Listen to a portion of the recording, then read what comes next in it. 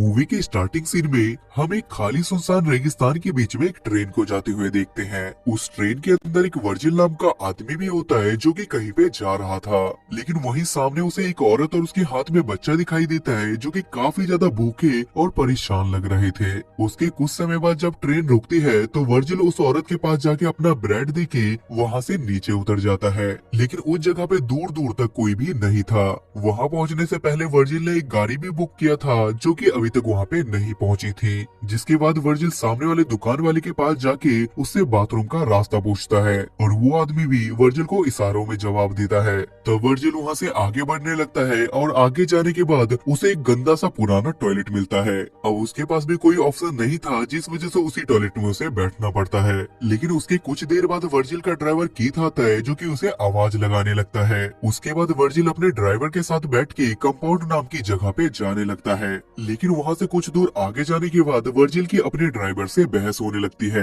क्योंकि आधे रास्ते में वर्जिल का ड्राइवर वर्जिल से ज्यादा किराया मांग रहा था। अब कुछ देर इन दोनों के बीच में बहस चलने के बाद वर्जिल को ड्राइवर की बात माननी पड़ती है, जिसके थोड़ी देर बाद वर्जिल गाड़ी के एसी को चालू करने की कोशिश करता है, लेकिन उसका ड्राइवर उसे ऐसा करने से मना करता है और वो कहता है कि बढ़ती हुई गर्मी को देख के अगर तुमने एसी को चालू किया तो इंजन पे ज्यादा लोड पड़ने की वजह से इंजन बीच में ही बंद हो सकता है। जिसके बाद ये लोग वहाँ से आगे बढ़ने लगते हैं, लेकिन कुछ दूर आगे जाने के बाद बदकिस्मती से इनकी गाड़ी का टायर पंचर हो जाता है, जिस वजह से इन दोनों को रास्ते में ही रुकी गाड़ी का टायर चेंज करना पड़ता है। तब वर्जिल सामने देखता है कि दो कुत्ते आपस में बहुत ही बुरी तरीके से लड़ रहे हैं, जहाँ पे एक कुत्ता काफी ज्यादा घायल हो गया है और दूसरा कुत्ता उसकी जान पे बना हुआ है। तब ये सब कुछ देखने के बाद कीथ उस कुत्ते को वहाँ से भगा देता है और जो घायल कुत्ता वहाँ पे लेटा हुआ था उसे वो वहाँ पे जानबूझ के मार देता है, ताकि उसकी यहाँ पे तड़प तड़प के मौत ना हो। ये सब कुछ देखने के बाद वर्जिल को यहाँ पे थोड़ा अजीब तो लगता है, लेकिन इसके बाद भी ये लोग यहाँ से आगे बढ़ने लगते हैं।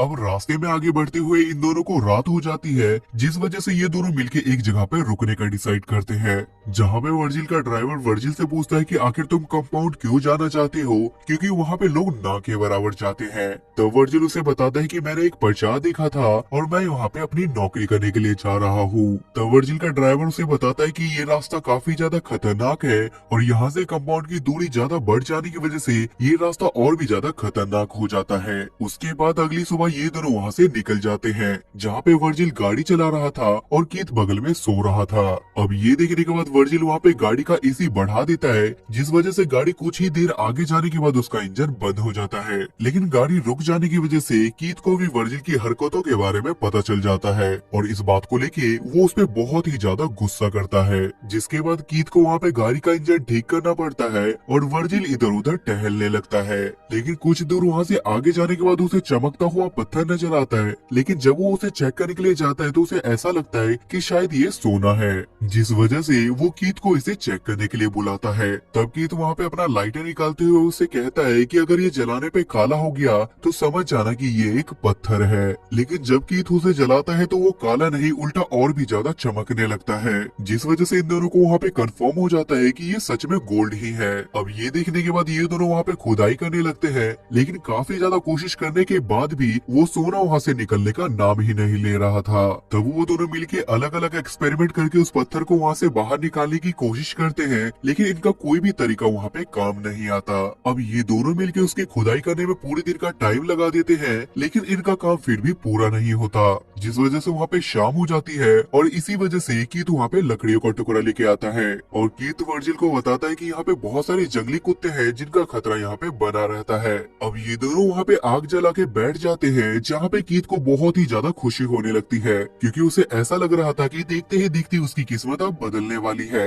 कुछ समय बाद कीथ को एक आइडिया आता है और वो वर्जिल को बताता है कि हम दोनों मिलके इस सोने को यहाँ से बाहर नहीं निकाल पा रहे, लेकिन हम शहर जाके जमीन खोदने वाली मशीन को उधार यहाँ पे ला सकते हैं, लेकिन उस मशीन को यहाँ पे लाने के लिए हम दोनों में से किसी एक को शहर जाके वो मशीन लाना होगा, जिस वजह से कीथ वर्जिल को ही शहर जाने के लिए कहता है, लेकिन वर्जिल उसे ऐसा करने से मना कर देता है और वो कीथ से कहता है कि मैं इस शहर में नया हूँ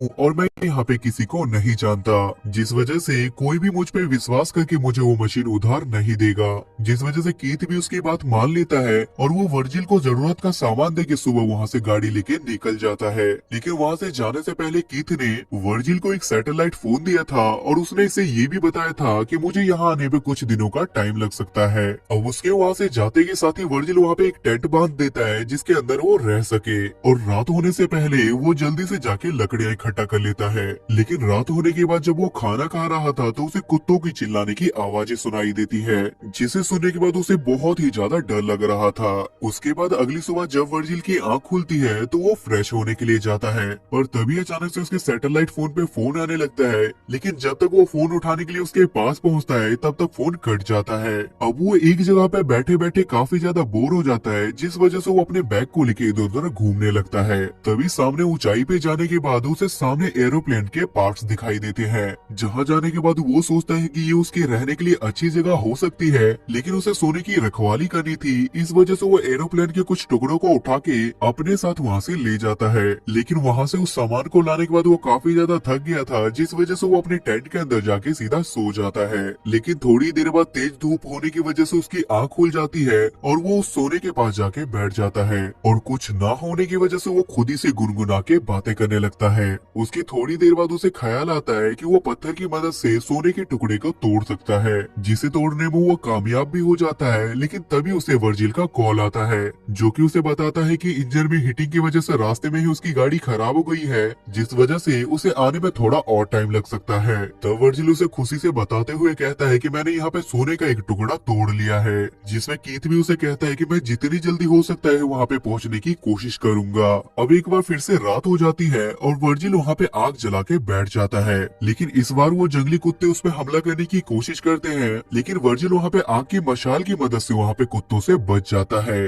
अगली सुबह वर्जिल जब सो के उठता है तो वो बैठ के पानी पी रहा था, लेकिन तभी उसकी तरफ एक जंगली सांप आने लगता है, जिसे देखने के बाद वर्जिल उसे मारने की कोशिश करता है, लेकिन वो सांप वहाँ से भाग जाता है, और इसी चक्कर में वर्जिल का बहुत सारा पानी भी गिर जाता है। इसके बाद वर्जिल एक बार फिर से उसी एरोप्लेन के पास जाता है ताकि उसके कुछ टुकड़े लाके ये तेज धूप से बच सके। लेकिन तभी सामने से इसे कोई आता हुआ नजर आता है, जिस वजह से ये एरोप्लेन के अंदर छुप जाता है। तब वो पर्सन वर्जिल के पास आके उससे यहाँ से बाहर निकलने के लिए कहता है, और कहता है कि ये मेरे छुपने की जगह है। लेकिन वहाँ से बाहर निकलने के बाद वर्जिल को पता चलता है कि वो एक औरत है। तब वो औरत वर्जिल को खाना और पानी देने की कोशिश भी करती है, लेकिन वर्जिल किसी भी बातों का कोई जवाब नहीं देता। तब वो औरत उससे सवाल पे सवाल पूछने लगती है, जिससे वर्जिल परेशान होके वहाँ से उठ के आगे जाने लगता है। तब औरत भी उसके पीछे आने लगती है, जिसपे वर्जिल उस पे गुस्सा होते हुए कहता है कि तुम मेरे काम में दखल अंदाजी मत करो। लेकिन वर्जिल के पीछे जाते हुए उस औरत को भी वर्जिल का कैंप दिखाई देता है,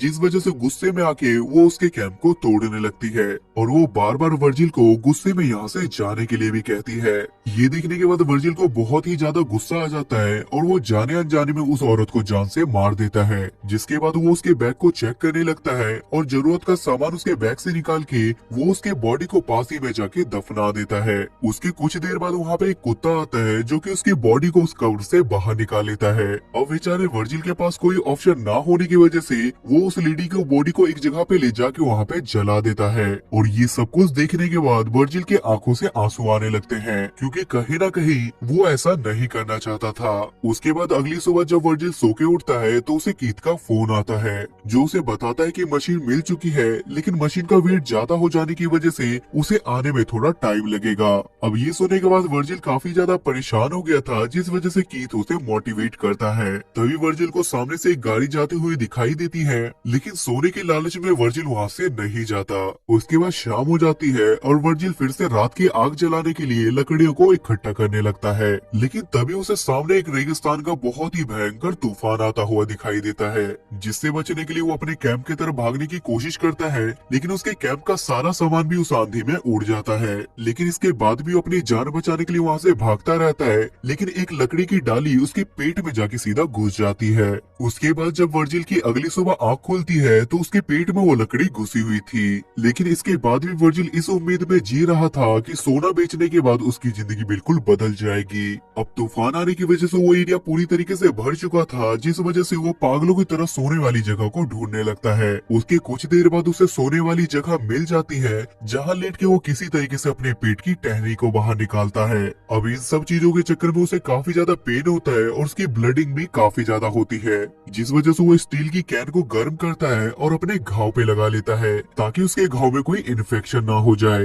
लेकिन लगातार भूख और प्यास और ब्लडिंग की वजह से वो वहीं पे बेहोश हो जाता है। लेकिन बाद में जब उसकी आंखें खुलती है तो उसे अपने ऊपर एक औरत दिखाई देती है जिसके हाथ में धनुष था, और उस औरत को देखने के बाद वर्जिल को ऐसा लगता है कि ये तो वही औरत है जिसे उसने मारा था। तब वो औरत वर्जिल को पानी पिलाती है और वहाँ से चली जाती है। लेकिन थोड़ी ही देर बाद वर्जिल को कीथ का फोन आता है और वो उससे कहता है कि मैं थोड़ी ही देर में तुम्हारे पास पहुँचने वाला हूँ। लेकिन थोड़ी ही देर में वो औरत भी वहाँ पे पहुँच जाती है जो कि वर्जिल की मदद करना चाहती थी। लेकिन वर्जिल यहाँ पे अपने सोने वाले राज को राज रखना चाहता था, जिस वजह से वो उस औरत को वहाँ से जाने के लिए कहता है। लेकिन वो औरत वर्जिल से कहती है कि मुझे तुमसे कुछ भी नहीं लेना, बस तुम मुझे ये बता दो कि क्या तुमने मेरी बहन को देखा। लेकिन तभी वर्जिल वहाँ पे उठ के देखता है कि वहाँ पे चारों तरफ से जंगली कुत्तों ने उसे घेर लिया है, जिस वजह से वो जल्दी से कीथ को फोन लगा के रो रो के उसे जल्दी से आने के लिए कहता है, जिसपे कीथ उससे कहता है कि मैं जल्द ही तुम्हारे पास पहुँचने वाला हूँ। लेकिन अगले ही सीन में हम कीथ को देखते हैं जो कि बगल में ही बैठ के उसे दूरबीन से देख रहा था।